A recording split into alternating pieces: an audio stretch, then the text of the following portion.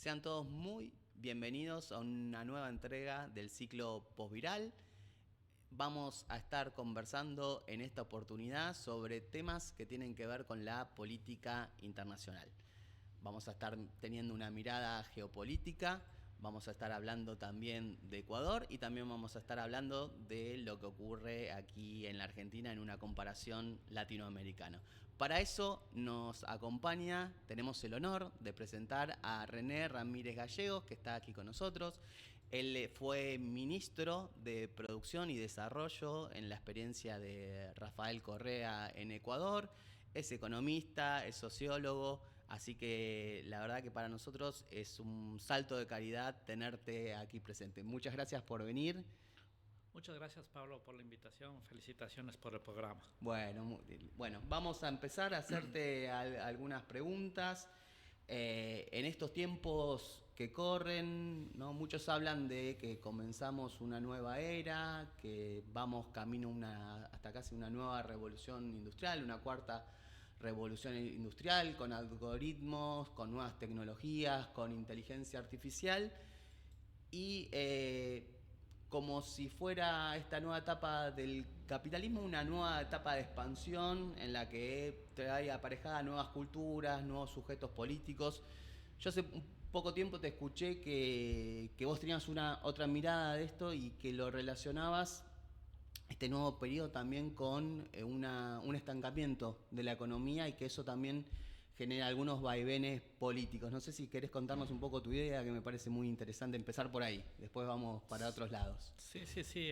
En efecto, bueno, primero, una vez más, muchas gracias por la invitación y gracias por la pregunta, porque la verdad creo yo que es necesario entender a profundidad lo que está sucediendo en el capitalismo actual, ¿no? En el momento histórico actual, para en el marco de esa lectura poder ver cómo se están configurando las nuevas subjetividades y los sentidos comunes de en nuestros países, ¿no? Creo que esa lectura, suelo decir, está haciendo mucho mejor a la derecha que los mismos movimientos nacional populares o la izquierda en este momento, en esta tercera década del nuevo milenio. ¿Y qué estamos viviendo? Y esto lo menciona en el marco de un libro que acaba de salir publicado en enero en Claxo, que se llama El estado de situación de las democracias en América Latina, narco, neoliberalismo autoritario o democracia con demos.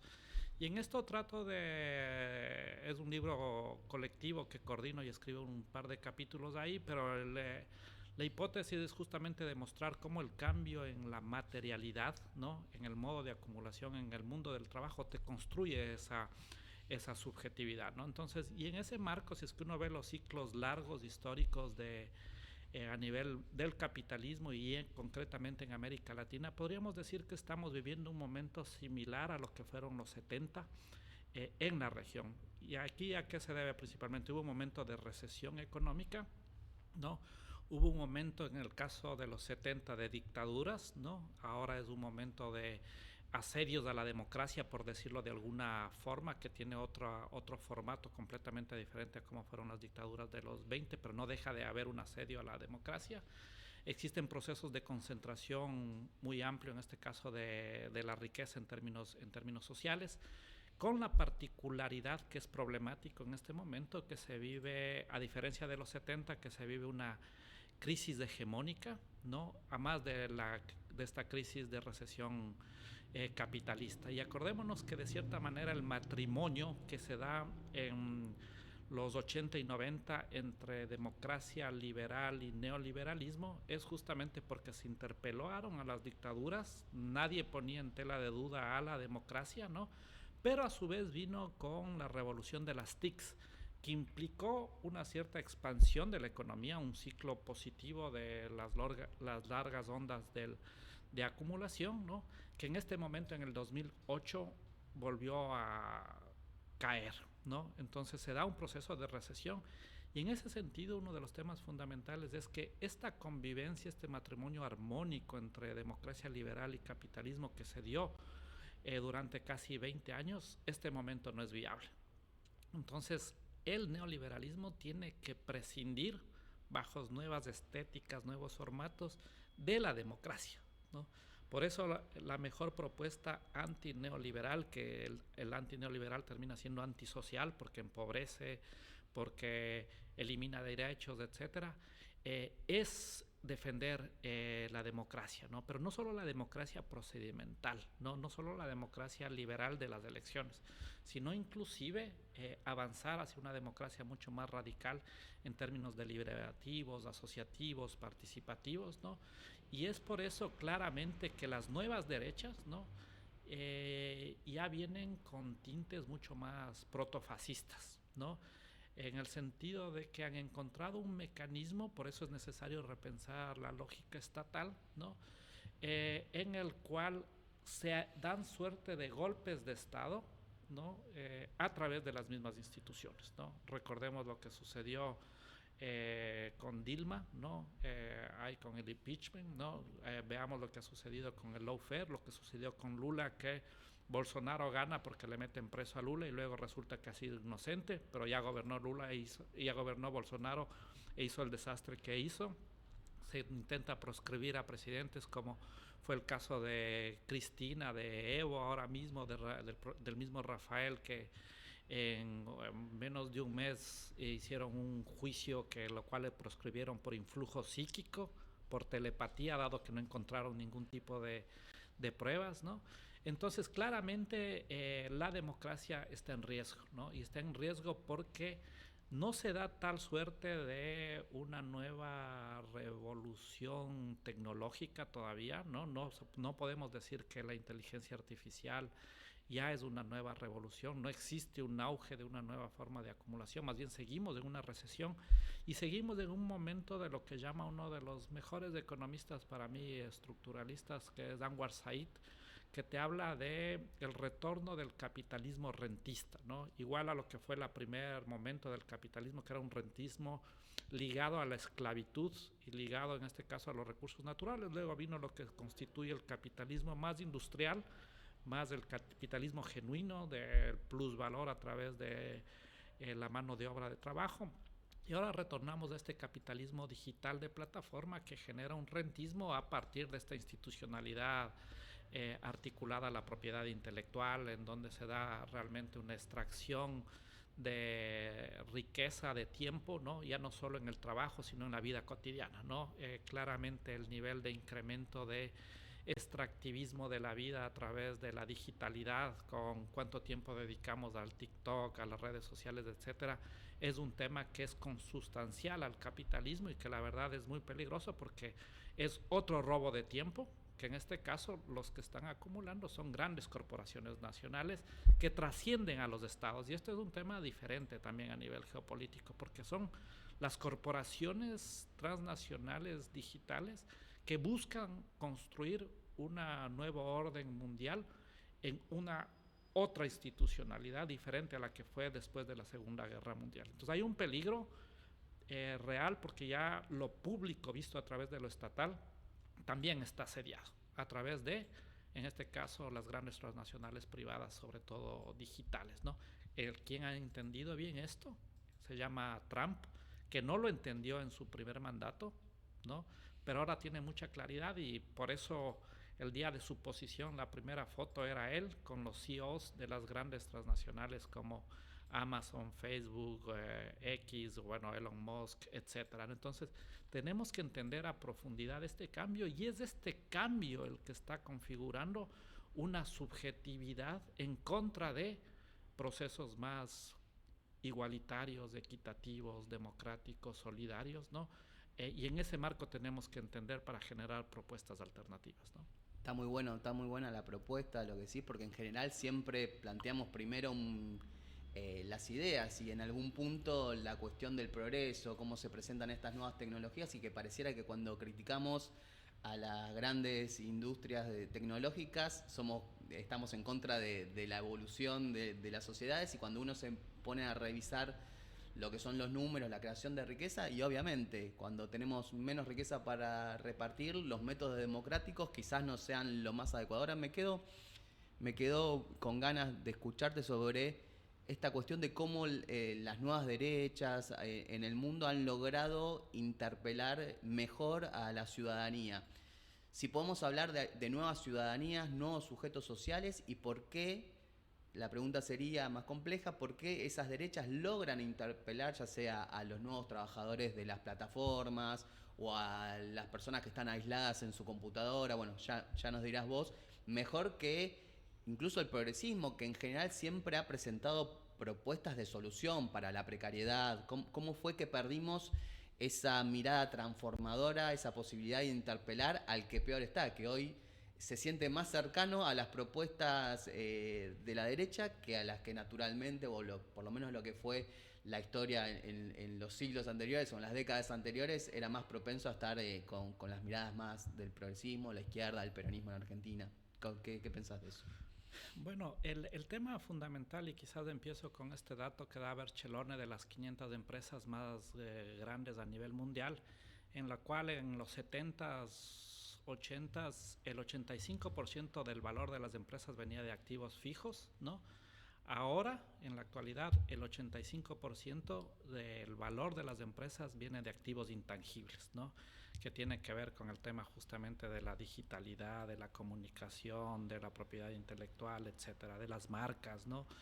¿Y por qué digo esto, no? Porque esto marca un cambio muy significativo en lo que se configura dentro del mundo del trabajo, ¿no? En donde adquiere relevancia en términos del valor, ¿no? Más la imagen que la misma materialidad, ¿no? Y el proyecto de izquierda fue alrededor de la industria, de lo material, de las izquierdas más. Y aquí se está dando la vuelta en términos del valor capitalista, por decirlo así, ¿no? Y lo que nosotros hemos visto en América Latina es que esto viene de la mano de un proceso de desindustrialización en América Latina, siendo quizás el país que más desindustrialización ha tenido en la región Brasil. Y esa fuerza, esa mano de obra que es expulsada de este proceso de desindustrialización es cooptada, ¿no? Por dos vías en América Latina, ¿no? Estructuralmente, ¿no? Bueno, una parte va al sector informal, se informaliza de cierta manera la mano de obra, pero el otro va hacia el capitalismo de plataforma, por un lado, y en el caso también de América del Sur empieza a darse una fuerte empleabilidad a través de la industria del narco, ¿no? En el caso de Ecuador, ¿no? Pasa a ser, de acuerdo a una investigación de Flaxo, el principal empleador, ¿no? En México es el cuarto empleador, la industria del narco, ¿no? Pero acá viene un tema que a mí me parece fundamental poner, porque la derecha entendió bien este cambio, ¿no? Entendió bien que, de cierta manera, el que viene a salvarle al ciudadano en términos de la expulsión que vive, ¿no? Son estas grandes plataformas, ¿no? Y estas grandes plataformas en su núcleo, ¿no? Tienen una estructura que genera una anticiudadanía, por decirlo así, ¿no? Genera una suerte de individualidad antidemocrática y antisocial en su núcleo estructurante, ¿no? Hice una investigación en México que la pregunta era, ¿Facebook es una red social o no es una red social, ¿no? Siguiendo la hipótesis de Zygmunt Bauman, que te señala que prosperan las redes sociales porque vivimos un mundo de soledad, ¿no? Y en esta metodología que se llama metodologías cuasi experimentales, ¿no? La conclusión es que la misma tecnología, ¿no? No el contenido de la tecnología, sino la misma tecnología de las redes sociales, en este caso Facebook, genera personas individuales y solitarias, y las personas más individuales y solitarias a su vez consumen más Facebook, en contra de los procesos, de participar en procesos más sociales, democráticos, gregarios, colectivos, ¿no? Entonces, cuando nosotros damos la disputa en esas redes sociales, que tienen una lógica propia al sistema que quieren construir, lo que nosotros, más allá del contenido, ¿no? Lo que estamos es generando esa subjetividad individual, porque la misma tecnología es la que está generando esa subjetividad. Y nosotros no estamos discutiendo qué tecnología tenemos que generar, alternativa, que tenga una lógica más democrática, más gregaria, más comunitaria, no más humanística, por decirlo de alguna manera, ¿no? Y si es que Facebook es eso, no digamos TikTok, que es la exacerbación de ese ejercicio de individualización, llamémoslo así, con esta estética del capitalismo del selfie, ¿no? No necesito de nadie, de nada más que de mí mismo para desde una perspectiva narcisista, estarse siempre viendo al espejo, ¿no? Sin ver al resto, ¿no? Y por el otro lado, en el otro proceso estructural, ¿no? Que es el tema de, para mí, la gran metástasis que se está viniendo para el sur, ¿no? Porque se da un proceso de surificación, sobre todo cuando cambia la geopolítica de la droga y Estados Unidos empieza a consumir fentanilo. La cocaína se desplaza hacia Europa y hacia el este, pero implica canales de redistribución por fuera de lo que fue el núcleo central de Colombia-México, se viene de Ecuador hacia abajo, ¿no? Entonces se da un proceso de los carteles se surifican, por decirlo así, de hacerse más hacia el sur, ¿no? Y esto genera una lógica que también en esa materialidad por la búsqueda del trabajo, de la expulsión, que llega sobre todo a la juventud, está impactando en las deserciones escolares y también en las deserciones universitarias, ¿no? Te genera un espíritu antidemocrático, ¿no? Porque de cierta manera la utopía de la modernidad, ¿no? Una de las utopías de la modernidad está ligado a que el conflicto se resuelve pacíficamente a través del diálogo y la deliberación. Pero la lógica del el narcocapitalismo, el narconeoliberalismo es que el conflicto se resuelve con un tiro en la cabeza, ¿no? ¿Qué tipo de ciudadano demócrata estás construyendo en esa lógica del mundo productivo que te lleva a arrojar a la juventud hacia la industria del narcotráfico porque no eres capaz de generar alternativas, ¿no? Y frente a eso, por ejemplo, se destruye lo que yo suelo decir, esta lógica de la disputa capital-trabajo, ¿no? Porque desaparece prácticamente el capitalista. Si es que yo quiero hacer una huelga, ¿qué le va a hacer la huelga al ícono de Uber? ¿No? ¿Dónde está esa fisicalidad, ¿no? Y además que no existe una forma de agremiación, por decirlo así, ¿no? De estos trabajadores digitales, y además más bien el taxista le echa la culpa al uberista. Entonces da una guerra, el conflicto pasa de ser una guerra de capital-trabajo, una guerra de pauperizados versus pauperizados, en el que el culpable es del otro, que la sospecha es del de al lado, ¿no? En el cual se genera esta narrativa de que una cuestión es por qué recibes una transferencia monetaria mientras yo estoy cicleando para repartir comida y estoy trabajando 14 horas al día, ¿no? Con una falsa creencia además de que manejo mi tiempo, ¿no? Y en ese sentido la derecha se apropia de esos sentidos que pasan en el mundo material, ¿no? Y empiezan a generar las narrativas de el planero es vago, ¿no? El otro es un trabajador que hay que reivindicar, como que el problema fuese el planero, ¿no? El problema es la concentración del capital que se da en menos del 1% de la población, ¿no? Porque esa persona que recibe la transferencia monetaria necesita por el momento eso para tener algo para sobrevivir. Ahí no está el problema, ¿no? Y la precarización laboral que se da a través de las plataformas que empiezan a generar una narrativa que no eres trabajador, sino eres socio, ¿no? Y por lo tanto no necesitas todas las ganancias de derechos que se han dado a lo largo de la historia, ¿no? En términos de derechos laborales, se elimina la seguridad social, etcétera, pero con un problema que es complicadísimo porque se asocia a lo que yo le llamo el tiempo Netflix, ¿no? Esa utopía de que yo no tengo jefe y que yo manejo mis tiempos, cuando es mentira, porque también uno tiene que tener claro que ese supuesto tiempo que yo tengo, ¿no? Está controlado por el algoritmo, que me da, en este caso me distribuye cuándo tengo que trabajar de acuerdo a los momentos de demanda del mercado, ¿no? Entonces da una falsa libertad, pero la derecha se apropia de el capitalismo digital, se apropia del discurso de la libertad, se apropia del discurso de la vagancia de que produce el Estado, del antisistema, que además de esto se profundizó con el tema de la pandemia, ¿no? En la cual claramente, a pesar de que se hubiese creído todo lo contrario, ¿no? Se generó un discurso antisistémico que es antiestatal. Entonces la salida solo puede venir por el lado del mercado, ¿no? Y esto te está generando una subjetividad porque la derecha entendió bien lo que está pasando, ¿no? En cambio que los movimientos de izquierda, nacional populares, progresistas, dependiendo de qué parte de América Latina estés, siguen con una perspectiva de no entender lo que está pasando, inclusive con narrativas de el siglo XX, utopías del siglo XX, en un momento que ha cambiado la historia del capitalismo, ¿no?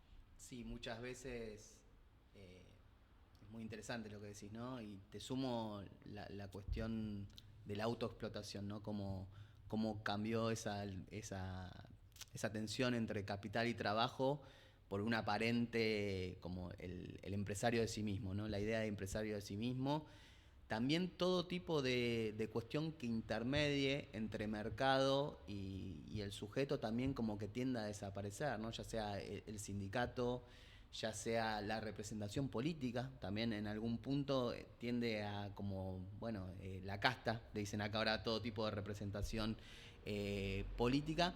Y principalmente creo que una de las herramientas que se tiende a perder es la función del Estado en esa mediación, ¿no? Es bastante complejo como ciudadano ir y como trabajador, ya sea como consumidor, en cualquiera de los roles que nos toque individualmente, esa disputa de poder con estas grandes corporaciones. Así que estuvo buenísimo lo que dijiste y quería llevarte relacionado con esto también porque en Ecuador en unos días, el 13 de abril exactamente, se va a estar discutiendo también dos modelos que tienen que ver cómo se inserta Ecuador en este mundo que viene siendo dominado por esta narrativa de las grandes corporaciones tecnológicas, también la exclusión de muchos sectores de la población, en el caso de Ecuador también con altos índices de violencia social. Entonces, nos gustaría aprovechar que te tenemos aquí presentes para que nos hagas un diagnóstico, no electoral, sino más bien político, de cuál es la situación que está atravesando Ecuador y qué es lo que se pone en juego el 13 de abril. Mira, Ecuador es, a pesar de ser un país pequeño, resulta paradigmático dentro de este cambio que está viviendo el capitalismo, porque es la otra forma, dado la caída de la tasa de ganancia del capital, que intenta recuperar el capitalismo a través de este rentismo que es uno de los peores, ¿no? Que tiene que ver con la industria del narco, ¿no? O sea, la verdad, en Ecuador, si es que uno ve, ya indicadores fríos. De hecho, justamente en este libro, en otro libro que saqué en diciembre que se llama Quien parte y reparte le toca la mejor parte, como pregunta, aquí hice el análisis de los gobiernos de América Latina, de derecha, de izquierda, todos los gobiernos de los últimos 22 años, ¿no? Claramente se ve que el que más redujo la desigualdad fue el primer periodo de Rafael Correa, el segundo fue de Cristina, los que más redujeron, ¿no? Pero de los que más aumentaron fueron, bueno, más del gobierno, un gobierno de Perú, fue el de Lenín Moreno, ¿no? ¿Por qué quiero decir esto? Porque en Ecuador se ve cómo se dio la reversión de construcciones de sociedades cohesionadas, igualitarias, ¿no? De pro derechos, ¿no? Hacia el otro extremo. Pero con un tema que la eliminación de derechos ya en sí mismo es problemática, porque el neoliberalismo tiene que prescindir de derechos porque prescinde del Estado y al prescindir del Estado prescinde de la institucionalidad que garantiza justamente la posibilidad de que sea una realidad esos derechos, ¿no? Y en ese marco lo que además de eso sucede en Ecuador es que entra muy fuerte la industria del narco, ¿no? Sobre todo a partir del 2021, ¿no? Y esto es importante señalar porque la industria del narco en el capitalismo viene ligada a los sistemas financieros, ¿no? Que no fortuitamente se da la expansión de esta industria cuando llega un banquero al gobierno, como fue Guillermo Lasso, ¿no?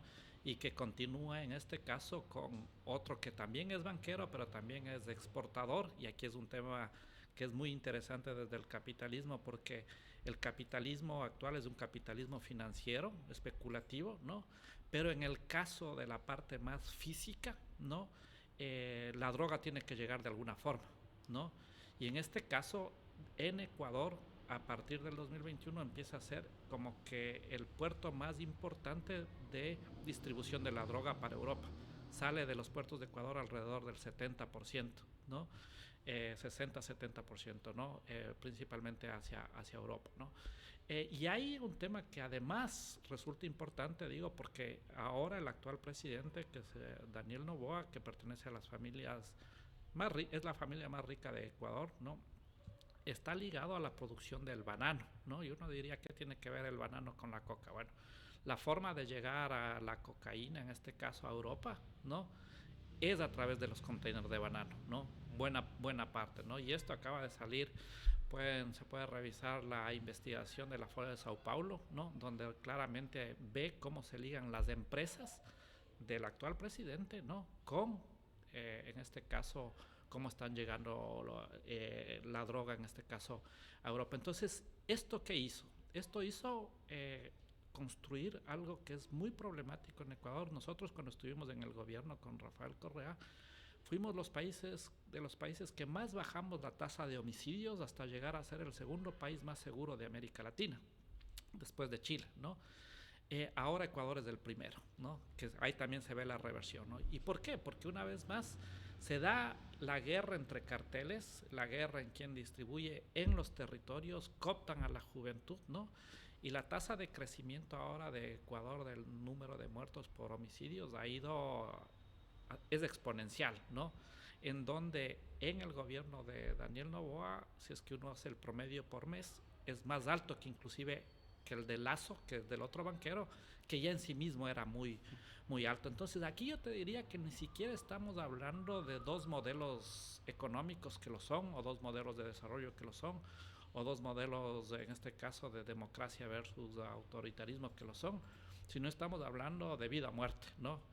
Es Luisa o muerte, podríamos decirlo, ¿no? Y claramente eso es lo que está en juego en Ecuador, ¿no? Porque la verdad, has generado una sociedad del miedo ligado directamente a que el precio de la vida es muy barato, por decirlo así. Frente a esta lógica que se ha instaurado de los carteles de la droga, ¿no? Y frente a la disputa, en este caso por rentabilidad financiera articulado a la industria de la cocaína, de la distribución de la cocaína, sobre todo, ¿no? Te hago una consulta, René, porque es un tema, bueno, aquí el narcotráfico, vos que estudiás la región, sabrás que todavía no ha impactado tanto como en otras regiones. Acá simplemente hay distribución y no hay producción, por ejemplo. Pero sí hay un punto que ha sido de debate y algunos analistas lo han relacionado. ¿Cómo es el tema del proceso de dolarización con el tema del narcotráfico? ¿Ves una vinculación ahí? Si no, puede ser que tenga que ver. Aquí lo planteaban como que el modelo de rentabilidad que se establece a través de la dolarización y sobre todo, bueno, vos justo fuiste ministro de Producción y Desarrollo, como al destruir también la posibilidad de terminar con una política solamente extractivista, como que le da lugar también a la llegada de otro tipo de capitales y de desarrollos. ¿Ves una relación ahí o por ahí es un poco, son nuestros miedos mirando, porque bueno, nuestro presidente hizo la campaña proponiendo la dolarización, al final no fue tal, fue un modelo completamente distinto, pero está como latente ese programa. Bueno, lo primero ahí te digo con respecto al tema de la producción en Ecuador, tampoco es un centro de producción, ¿no? Sino es un centro de redistribución, pero en el actual capitalismo un tema fundamental de la acumulación está en la redistribución. Si no, preguntemos a Amazon, ¿no? Que vive realmente de entregar un producto a otro, por decirlo así, ¿no? Hay una parte importante de la riqueza. Muy importante de la riqueza que se da en la redistribución. Entonces, hay que preocuparse si es que solo es redistribución y no es producción. También, como es en el caso de Ecuador, porque también hay disputas en los territorios de carteles por esa redistribución, de cómo llegar y quién llega a dónde, ¿no? Entonces, eso por una parte, ¿no? Que yo creo que acá en Argentina no ha llegado con la fuerza que ha llegado, pero siento que ya se empieza a ver en ciertas provincias, como conoces, algo que empieza a ver, ¿no? Y eso es muy peligroso y es necesario advertir, porque entrado los carteles en los territorios es muy complicado sacarles. Si no, preguntémosle a Manuel López Obrador, ¿no? Que la verdad, en todos 6 años no pudo hacer prácticamente nada, ¿no? A pesar de que ha hecho muchos cambios a favor de la ciudadanía, ¿no? En ese marco siento que más que con el modelo monetario, ¿no? Tiene que ver con este cambio geopolítico de la droga, ¿no? Y de la victoria, en este caso de Petro, ¿no? En donde Colombia deja de ser la Israel de América Latina, porque obviamente Petro le pone un freno a Estados Unidos, ¿no? Y Estados Unidos tiene que buscar otro socio físico, ¿no? Que obviamente se traslada de cierta manera hacia el sur, ¿no? Entonces, en Colombia sí sigue creciendo la producción, ¿no? De una manera exponencial, y eso también implica un mayor flujo de la mercancía hacia Ecuador en este caso. Pero uno puede ir y ver que ya esto está desplazándose. En Chile se habla muy fuerte, en Paraguay muy fuerte, en Brasil también muy fuerte. Entonces es un problema muy grave, ¿no? Ahora bien, con respecto al tema de la dolarización per se en términos de sistema monetario, ¿no? En Ecuador la entrada fue muy tortuosa, ¿no? Pero nosotros siempre supimos que la salida iba a ser más. Entonces, como proyecto político, fuimos los que más defendimos la dolarización. Lo que sí resulta una locura, pudiendo prevenir, ¿no? La entrada en la dolarización, que no se haga, ¿no? Más en un momento como el que está viviendo el mundo, donde la hegemonía del dólar empieza a ser cuestionado, sobre todo por la disputa que se da en Ucrania y con la política de Rusia de empezar a negociar con otros países en otras monedas, ¿no? Entonces, para Argentina sería un desastre entrar en la dolarización. Para nosotros que estamos ahí y que los primeros años fueron realmente uno de los momentos de mayor crisis que ha vivido la República del Ecuador, ahora sería imposible pensar bajo las condiciones salirnos de la dolarización. Por eso cuando nos atacan, a nosotros nos atacan como diciendo que nosotros manifestamos que nos vamos a salir de la dolarización, ¿no? En Ecuador es imposible, pero si es que se puede prevenir en Argentina entrar, mi sugerencia en términos sociales, históricos, es que no entren, ¿no? No entremos. No, aparte un mundo que está realmente partido con la guerra de tarifa. Bueno, esta semana fue particularmente movida. Y hay esto, ¿no? Con la batalla comercial, geopolítica, Estados Unidos, China. Ya para ir cerrando la entrevista, puede ser que tenés muchos compromisos por acá, por esta zona, por Argentina. Todos queremos aprovecharte, que todos queremos tenerte un rato. Hay una posibilidad, hay una mirada que sea desde Latinoamérica, que sea desde los pueblos, tanto de Ecuador, Argentina. Hay una posibilidad, nosotros generalmente lo llamamos tercera posición, pero ¿cuál es tu mirada? ¿Cuál podría ser, más allá de lo individual de cada país, una salida continental o subcontinental? Mira, ahí yo creo que un tema fundamental es la estrategia de América Latina tiene que ser con América Latina, ¿no? Como país solos no nos salvamos, ¿no? El mundo va ya es disputa de bloques, ¿no? Está habiendo un cambio en el orden mundial, ¿no? América Latina es un territorio en disputa, ¿no? Cuando medio se despistó Estados Unidos, China entró con todo, la fuerza, ¿no? Que yo siempre digo, el problema de China no es ni la deuda, ni la cooperación, ni la inversión, sino cómo generó una dependencia en términos de comercio, complicado para América Latina, ¿no? Y entonces en esa perspectiva nosotros tenemos que recuperar lo que se planteó durante la primera ola de gobiernos nacional populares, que es la integración latinoamericana, ¿no? La patria grande, ¿no? El tema de volver a recuperar UNASUR, la CELAC, ¿no? Volver a recuperar fuertemente el Mercosur, ¿no? O sea, volver a recuperar los bloques regionales, pero con una perspectiva también programática, política y programática, ¿no? la recuperación, por ejemplo, del COSUCTI, del Consejo de Ciencia y Tecnología, del Consejo de la Salud, ¿no? Una nueva arquitectura financiera, ¿no? En la cual se sustituya al Banco Mundial, al Fondo Monetario Internacional por Banco y Fondo del Sur, ¿no? Es importante discutir con respecto a probablemente una moneda regional, porque ya se está discutiendo una moneda de los BRICS, ¿no? Si es que queremos tener una soberanía, y esto tiene que ser visto regionalmente. Pero a su vez no solo tiene que ser desde una perspectiva estatal, ¿no? Tiene que ser por arriba estatal, pero por abajo social también, ¿no? Y eso implica también impulsar todos los mecanismos que impliquen una integración social, como es lo que planteó Evo con el RUNASUR, ¿no? Que en términos de educación universitaria, que además está siendo asediada sistemáticamente por las derechas, porque es una piedra en el zapato que la gente piense, ¿no? Entonces, por lo tanto, es necesario atacar a la universidad. Y por lo tanto se dan procesos de negacionismo como el que sucede con Bolsonaro, con el mismo Milei y Bolsonaro, que señalaba que la pandemia era una gripe, o Milei, que dice que el cambio climático es una invención de los zurdos de mierda, ¿no? Negando las evidencias científicas, ¿no? Entonces es necesario en este caso recuperar la UDUAL como por fuera de los estados en términos de la garantía de una integración de las universidades, ¿no?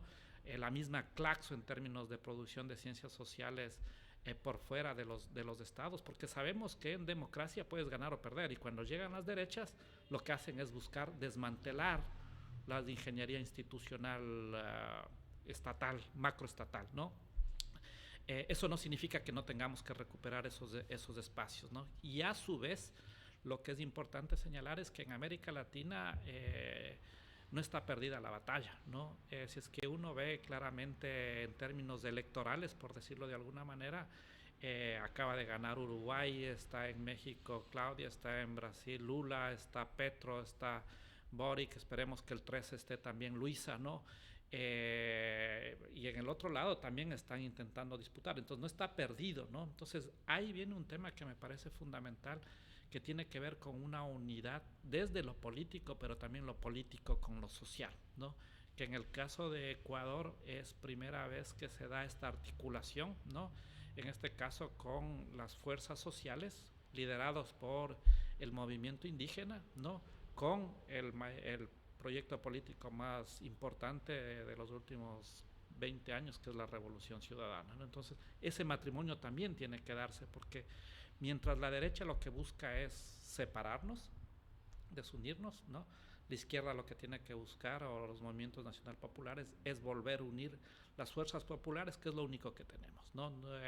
La derecha tiene mucha plata, nosotros tenemos en este caso la posibilidad de cohesionarnos para dar la disputa por la segunda independencia. Bueno, René, la verdad es que muy claro. No sabes las ganas que me quedé de preguntarte cosas. Sabíamos que teníamos un horario, así que creo que lo respetamos. Muchas gracias. Está pero respetado. Regreso para acá y a las órdenes. Te tomo la palabra que después del 13 de abril, con el resultado ya sobre la mesa, con la victoria de Luisa, hacemos una nueva entrevista para analizar eso. Muchas gracias, Pablo. Le agradecemos mucho. También le agradecemos a todos ustedes. Recuerden suscribirse al canal, darle me gusta y compartir para que sigamos haciendo grande este canal, el SECH, y este ciclo de entrevistas que es postviral. Muchas gracias.